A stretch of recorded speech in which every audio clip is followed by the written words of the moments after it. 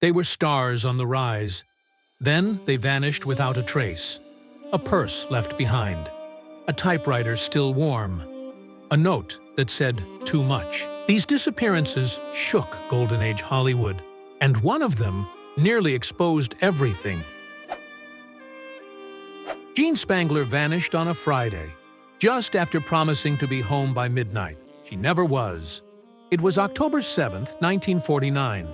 Her purse turned up in Griffith Park, tossed near a trail, holding a haunting note. Going to see Dr. Scott. It'll work best this way while Mother is away. The ink was still fresh. Spangler had just wrapped a film alongside Kirk Douglas. Rumors swirled about a secret pregnancy, an affair, and a man with a scar seen walking beside her that afternoon. Police quietly connected him to mob enforcer Davy Ogle. 2 days later, Ogle vanished too. Her career was poised to bloom. MGM was finally offering her more than chorus lines and nameless roles. But something, or someone, made her disappear before she could claim the spotlight. For years, her daughter searched tirelessly. Billboards, radio pleas, unanswered letters. And then, silence. Jean's name faded from marquees and into case files marked inactive. She left behind no screams, no struggle, only a single page of script unfinished. And a final note that still begs the question, what exactly did she know? In a town built on illusion, Jean Spangler became its most chilling magic trick. Gone without a trace. Barbara Newhall Follett once wrote novels that made grown men cry, then walked out her front door and dissolved into legend. It was December 7th, 1939. She left behind her handbag, her coat, and a typewriter still loaded with an unfinished screenplay. Her husband said they'd argued. She never came home. At just 12 years old, Barbara had already published a critically acclaimed novel. By 18, she'd authored 4 books and earned a contract with Paramount Pictures, polishing dialogue for $750 a week. Nearly $15,000 today. Her words crackled off the page. Hollywood took notice. But behind her, brilliance lurked a pattern. Barbara had vanished once before. At 16, she boarded a sailboat alone, returning weeks later with ink-stained fingers and a story in her pocket. This time was different. Private investigators traced her to a Pasadena library years later, reading books on nautical travel and identity change. When approached, she recognized her name, then fled. After that, nothing. Barbara wrote about vanishing before she ever did. Maybe that was her final story. A quiet rebellion against a world that applauded her talent, but never asked if she was happy. She didn't fade. She rewrote herself out of the script. Constance Smith arrived in Hollywood with cheekbones that could cut glass and a contract that promised the moon. By 1951, she was Fox's newest import, an Irish beauty with a velvet accent and a gaze that lingered on screen just long enough to leave you wondering. Critics whispered she'd be the next Jean Tierney. For a while, they were right, but the lights started to dim. A tumultuous relationship with director Edward Dmytryk turned violent. Hospital records listed her injuries as accidental, though doctors noted troubling patterns. The studio didn't ask questions.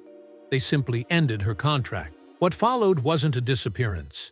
It was an unraveling. She was seen sleeping behind Musso and Frank's in the dead of night, perfectly poised, but wrapped in worn clothes. A makeup artist once found her there, speaking about upcoming projects with the elegance of a press junket. Then, with quiet grace, she asked for $1. Her final verified sighting came from a security guard who fed her behind Stage 4 at Fox, the same stage where she once lit up the screen. Constance didn't vanish overnight. Hollywood watched her disappear slowly, frame by frame, until even the memory of her stardom flickered out. And yet, somewhere in that slow fade, her dignity never left. Oscar Zeta Acosta didn't just walk into Hollywood. He crashed through it like a storm. All voice, volume, and fire. By the early 1970s, the former civil rights attorney had become a counterculture icon. His turn in Where the Buffalo Roam drew rave reviews. Producers called him authentic. Agents said he was next. Then came the call. Mazatlan, Mexico. He told his son he'd be exploring the coast by boat. It was the last time anyone heard his voice. Friends said he'd grown paranoid, watching his back, scanning crowds, muttering about the feds, the cartels, and the judges. His upcoming book was rumored to name names, powerful ones. After he vanished, sightings poured in. Border towns, Miami, even deep in the Mexican interior, each one more plausible than the last. His family hired private investigators. One former client claimed to have seen him in 1977, discussing details only Oscar would know. But no body, no closure. Not even Hunter S. Thompson could explain it. Oscar didn't just disappear. He outwrote the final chapter of his own story. In a world that wanted to box him in, maybe the ultimate rebellion was to vanish and let the myth do the talking. Tara Brown didn't just crash his car. He crashed into rock legend, myth, and conspiracy. It was 1966 when the 21-year-old Guinness heir supposedly died in a high-speed collision in Los Angeles. The newspapers called it a tragic accident. The Beatles called it something else. He blew his mind out in a car, but the crash report didn't quite add up. Forensic photos showed damage that didn't match the story. Witnesses swore they saw Brown walking away, bloodied, dazed, alive. Within weeks, whispers surfaced, threats over business deals, plans to open music venues in LA, and men who didn't want him stepping into their turf. By 1970, sightings spanned from Tijuana to Tangier. Former friends swore they met him. New name, new look, same voice. His family pushed for answers. Insurance investigators reopened the file, but the case was quietly closed again, sealed under the weight of speculation. Studio execs had just started casting him. Rebellion wrapped in aristocracy, one producer called him. Then he was gone. Maybe Tara died that day, or maybe he just decided to stop playing someone else's part. In an industry built on reinvention, his final act may have been the most convincing performance of all. Billy Love boarded his yacht with the sun at his back and a storm no one saw coming. It was 1931, off the coast of Catalina Island. The sea was calm. His boat, the Adventurous, was found days later drifting. Sails intact, supplies untouched, maps still marked in pencil. But Billy was gone. He wasn't a household name like his sister, silent film star Bessie Love, but he was known around the studios. An extra, a stand-in, a dreamer chasing a break. Behind the scenes, though, his finances were unraveling. He'd taken out high-interest loans. Weeks before the trip, he quietly bought life insurance naming Bessie as beneficiary. The Coast Guard found no wreckage, no foul play, just questions. Rumors bloomed. Had he staged his death? Investigators followed Bessie for years, snapping photos of her with mysterious men said to specialize in new identities. Nothing stuck. No evidence ever surfaced. But a second yacht vanished in the same waters 2 decades later. Eerily similar, equally unsolved. Billy didn't vanish into a storm. He vanished into a theory. And in Hollywood, where stories matter more than truth, sometimes the right mystery is more valuable than the wrong answers. Christine Chabuk disappeared in front of millions, but not in the way anyone expected. In the early 1970s, she was a rising TV journalist known for her poise and sharp questions. Audiences trusted her. Producers praised her. And when she transitioned into covering entertainment, her access to Hollywood elites grew fast. But Christine saw something in the industry, something hollow. On air one morning, during a live broadcast in Sarasota, Florida, she delivered one final story, her own. What happened next became one of the most shocking moments in television history. But what followed was even more chilling. Her footage was seized, archived, and never seen again. Her career erased. Her name barely spoken. Behind the scenes, a deliberate machine turned on. Legal teams locked down her files. Colleagues signed non-disclosure agreements. Entire swaths of her 7-year career vanished from public record. All that remained were whispers, and a stack of personal journals left behind. In them, she wrote, "Each interview exposes the machinery behind the illusions. We sell dreams, and I'm helping build the factory." Christine didn't just disappear. Her truth was buried. In a town where image is everything, she saw the gears behind the curtain and chose to say no. Hollywood never forgave her for it. Marie Macdonald was once so dazzling, they simply called her the Body. But beauty like that doesn't just turn heads. It draws shadows. By the 1950s, she was a fixture at MGM, lighting up nightclubs and musicals with a smile that sold tickets and a figure that sold headlines. But behind the spotlight, her life unraveled, laced with toxic lovers, mob ties, and mysterious disappearances that left even police scratching their heads. In 1957, she claimed she'd been kidnapped by 2 men and held for 24 hours, but detectives found holes in her story and bruises that seemed self-inflicted. The press mocked her. The studio distanced itself. Still, Marie insisted, "You think I made it up? Just wait." They didn't have to wait long. Threatening letters surfaced.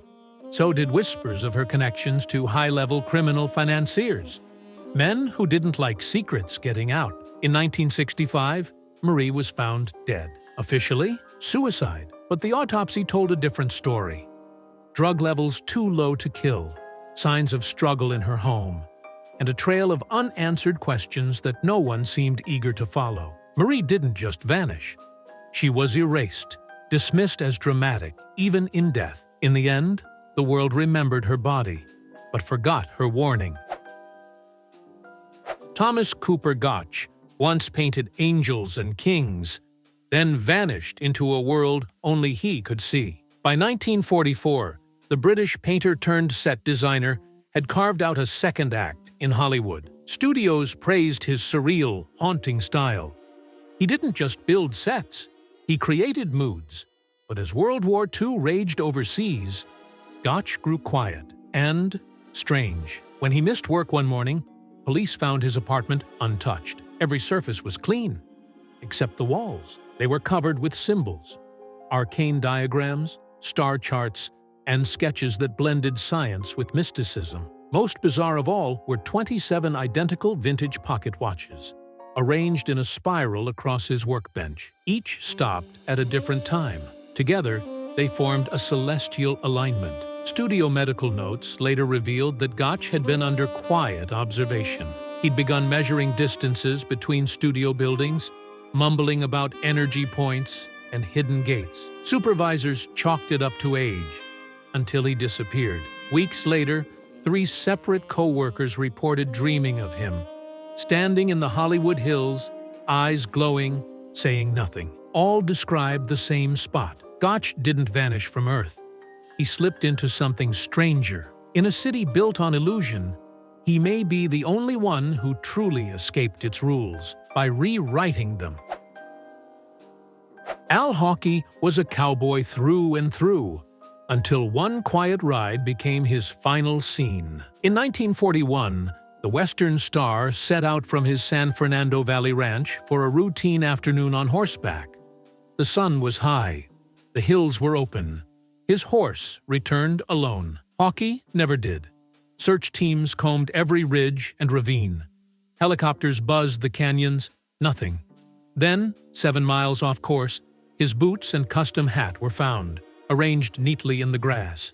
No footprints, no blood, just silence. Friends said he'd grown cautious in his final weeks, checking under his car, switching his routes, speaking in half-sentences about being watched. What few knew was that Hawkey was organizing a quiet movement, the first whispers of unionization among Western performers. Some say that made him a target. Years later, his brother began receiving blank postcards postmarked from Mexico, then South America. No handwriting, just dates and cities.